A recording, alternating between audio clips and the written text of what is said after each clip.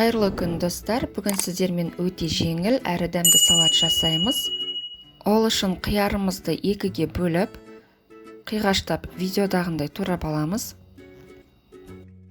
Черри қызанақтарын ортасынан бөліп шығамыз. Суға піскен жұмыртқамызды да екіге бөліп турап шығамыз.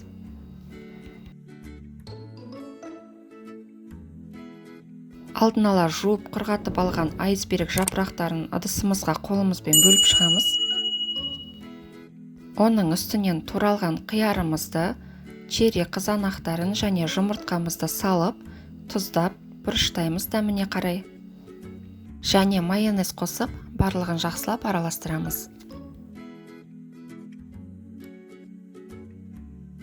Араласқан дайын салатымызды тарелкамызға салып, оның үстінен ірімшігімізді үккіштен өткізіп, салатымызды әсемдейміз. Осымен біздің салатымыз дайын, көріп тұрғандарыңыздай өте жылдам дайындалады. Міндетті түрде жасап көріңіздер, астарыңыз дәмді болсын.